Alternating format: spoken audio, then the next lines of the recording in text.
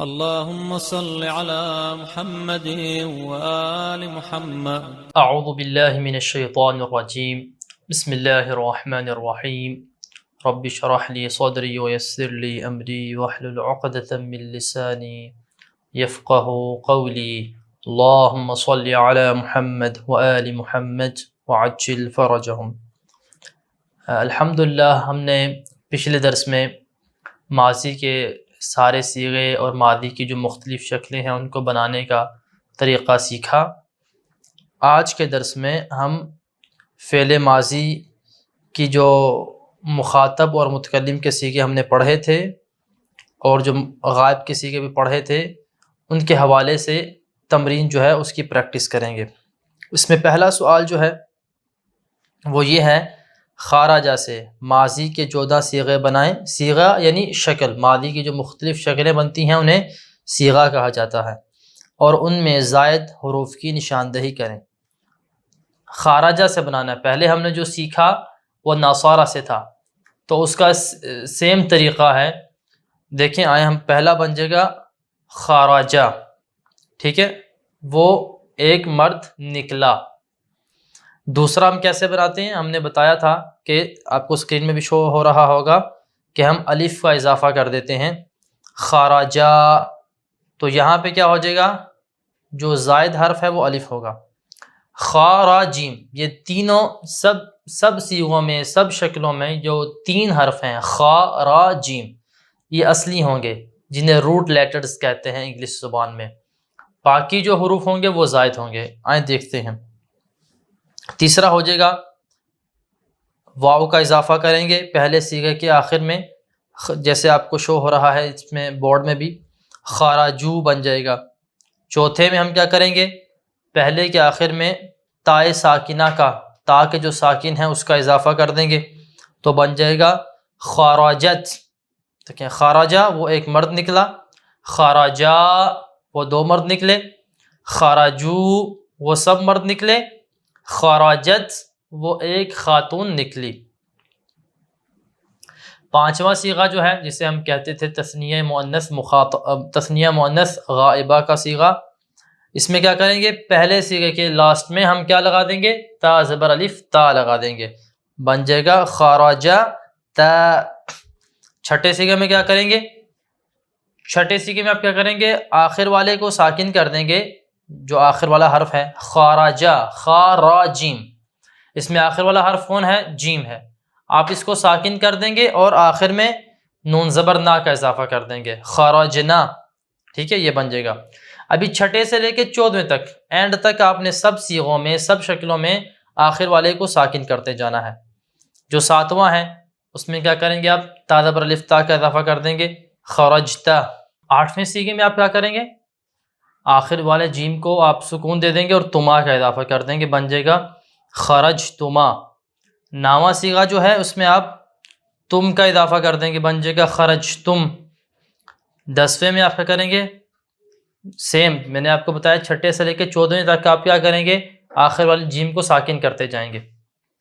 10ویں میں آپ کیا کریں گے؟ تا زیر تی کا اضافہ کر دیں گے تو کیا بن جائے گا؟ خرجتی۔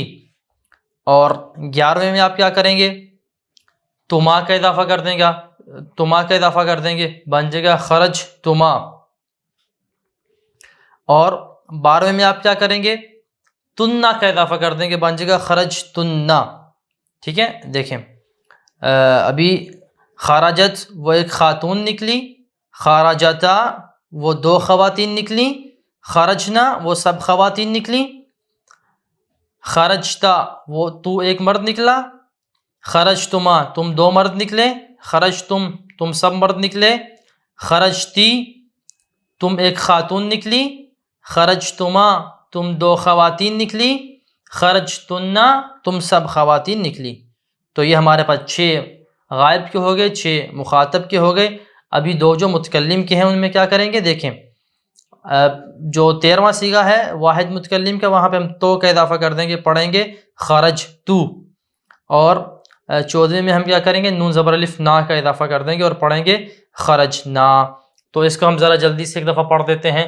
خرجا خرجا خرجو، خرجت خرجتا خرجنا، خرجت خرجتما خرجتم خرجت خرجتما خرجتن خرجتو خرجنا، بالکل سیم وہی ناصارہ والا طریقہ ہے اس کا۔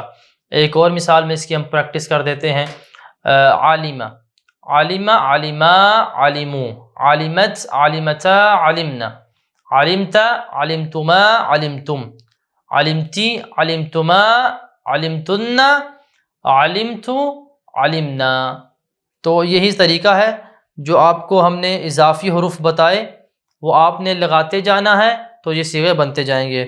ان سب صیغوں میں خا را جیم اصلی حرف ہیں، جو اس کے علاوہ کوئی بھی آ رہا ہے حرف وہ زائد حرف شمار ہوگا۔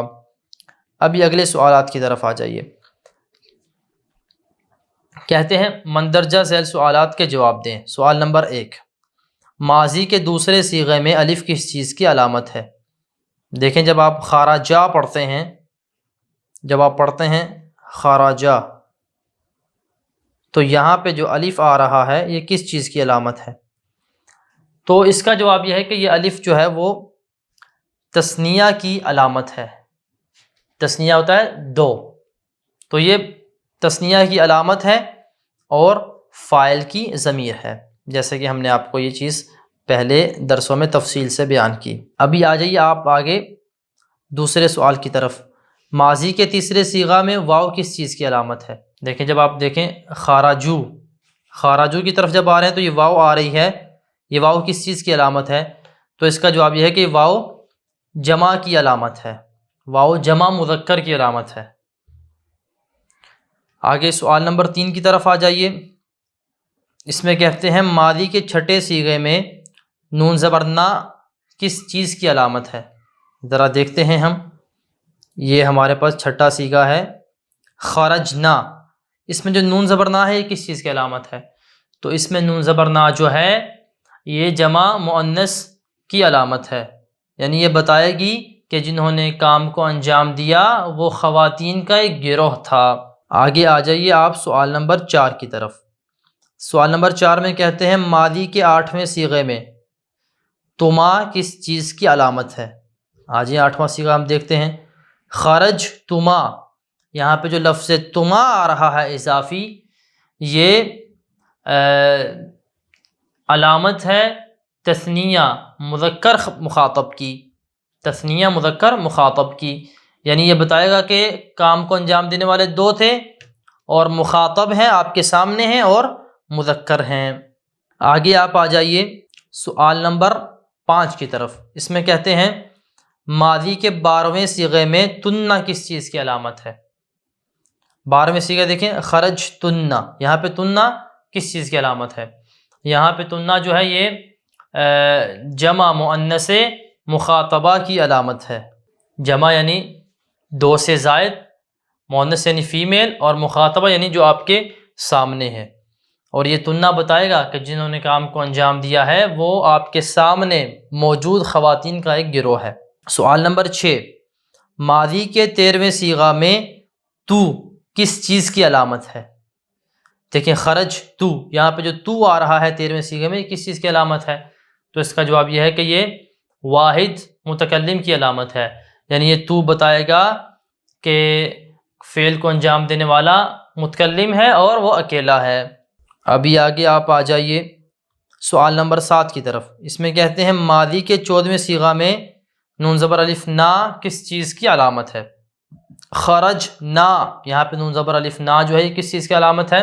تو اس کا جواب یہ ہے کہ نا جمع متکلم کی علامت ہے، یعنی یہ بتائے گا کہ کام کو انجام دینے والا متکلموں کا گروہ تھا، متکلم اور اس کے ساتھ اور لوگ بھی تھے، وہ اکیلا نہیں تھے، یعنی نون زبر الف نا ہم کا معنی دے گا، ہم کا معنی جو اردو میں ہم ہوتا ہے اور انگلش میں وی ہوتا ہے، اس کا یہ معنی دے گا۔ ماضی کے 7ویں صیغہ میں تا زبر الف تا کس چیز کی علامت ہے؟